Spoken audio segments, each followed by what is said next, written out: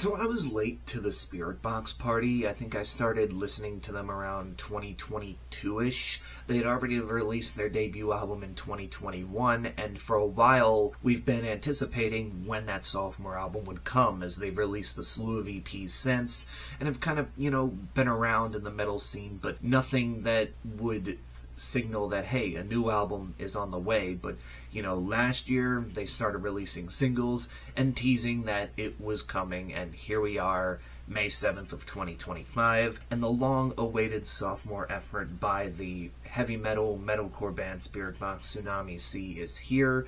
It's 11 tracks long, it clocks in at over 43 minutes, and it was the adventure that I was exactly hoping for. Courtney LaPlante really shows herself off as a vocalist, whether she's screaming her head off or, just absolutely singing very melodically and great. I think she's one of the more underrated singers when we talk about metalcore vocalists, because there's some that when they try to sing and be melodic, it just doesn't work, or it sounds the same as everything else. But with her, there's a uniqueness there where she can sing, for one, and when she does sing, it doesn't sound like everybody else that's doing it in the scene, but she kind of sets herself apart from a lot of that. Another thing I like is you get a lot of heavy moments. I mean, Fata Morgana kicks the album off, and it is an absolute banger.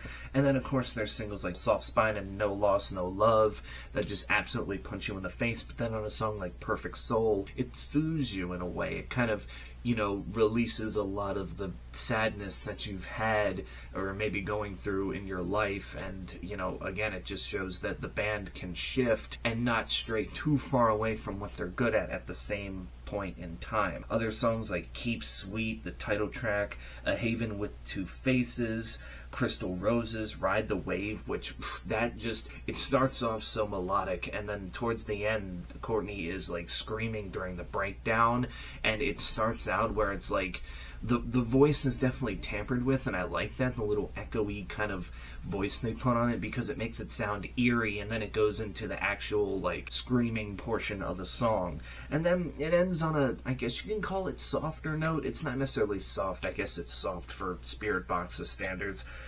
Deep End, which is just another one that I think encapsulates the album perfectly and finishes it off with a bang. Spiritbox have come back and shown us that a sophomore slump just was not in the books, and considering now that they're more relegated into the scene and have an album out and a couple of EPs that have come out before this, I think that they started to kind of find themselves and kind of work things in there slowly, just to see the kind of reaction it would get, and see, hey, if we were to make a full album like this, would people still want to come and listen? And, well, I can answer that question for you. Yes, people will still come and listen, because this thing has been getting good reviews across the board, and that's not stopping with me. Now, I'm doing something that I don't usually do. It's a rare thing for me, because for me to give out this rating, I have to literally find no flaw in these albums whatsoever. Even if there's a tiny little flaw, I don't usually give an album this rating, but